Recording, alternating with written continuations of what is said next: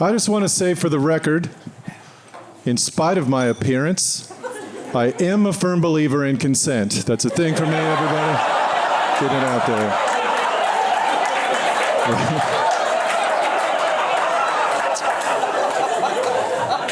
I turned 51 a few weeks ago. No, tried so hard not to get here. But it turns out when they say the drugs will kill you, not a promise. Did you know that? It's just one possibility out of many. Another one is this. You could just end up like me.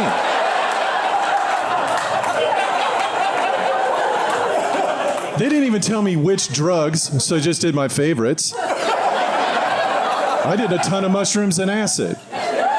It did not kill me. It just made me super goddamn weird. Like I would sip kombucha at a Slayer concert. That's kind of the vibe I'm giving off.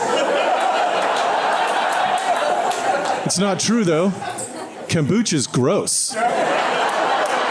It tastes like Muppet piss, right? Drinking kombucha tastes like you're getting R. Kelly'd by Grover. It is not okay. Oh. A bit much, huh? I'm adopted, clearly. And people say shit to me like, how would you have felt if you'd have been aborted, right? I'm like, well, I'd have felt like you saved me about 51 years worth of hassle.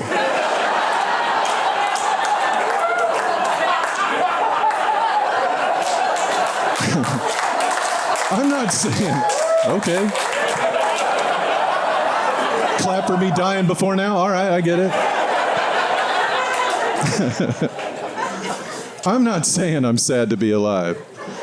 But if something had come to me in the womb and said, hey, Dan, spoiler, your name's going to be Dan. Here's the entirety of your life. Do you want to live it? I'm like, ugh.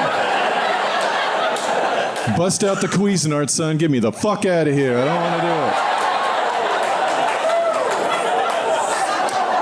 I kind of think of my life like a Netflix movie I accidentally clicked on. Like I wouldn't have started it if I had a choice, but now that it's on, I just want to see how it turns out.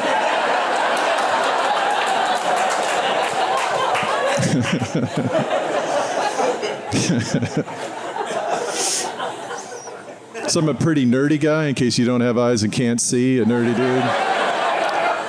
I'm nerdy enough that I have my favorite rocket ship.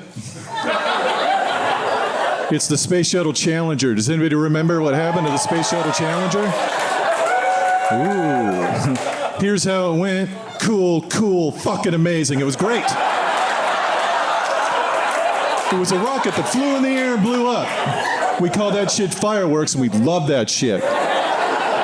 And when I was a young man, I got to watch a $5 billion bottle rocket blow up at 10,000 feet. And when that happened, I laughed as hard as I've laughed in my entire life. I laughed so hard I got detention for it.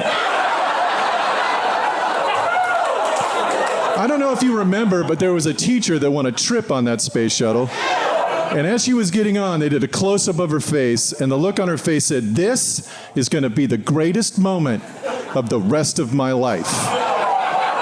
And she was 100% correct. Holy shit. And yeah, it's sad she died, sure. But she died on a rocket ship. Every single person in this room will die. None of us will get to die on a rocket ship. If you ask me how I wanted to die 100 out of 100 times, rocket ship.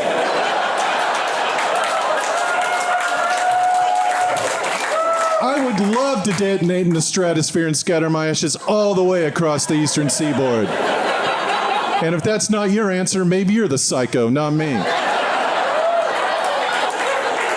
By the way, that teacher was an alternate. The original passenger of the Space Shuttle Challenger was supposed to be Big Bird.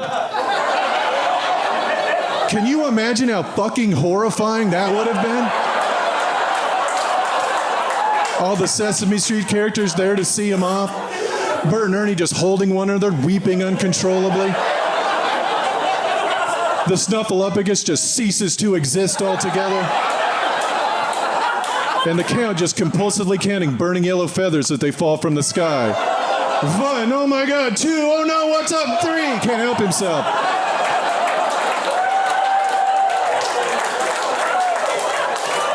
I think the weirdest part about that joke is how much I know about Sesame Street. It's built in, you know? Much like everyone else during the quarantine, I got really into true crime documentaries. I think my favorite was a show called The Last Dance.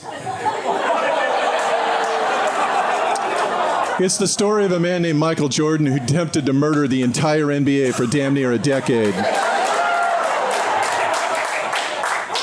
And the one big takeaway from that documentary is just how psychotically competitive Michael Jordan was, which is why he was the saddest man in America when Kobe Bryant died. Because if you don't remember, Kobe Bryant died in a helicopter accident, and now Michael Jordan can't die in his sleep. Do you know what I'm saying?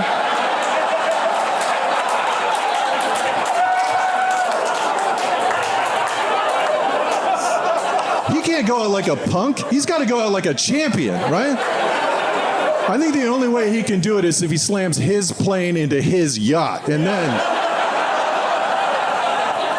it'll be the greatest death of all time. The dote.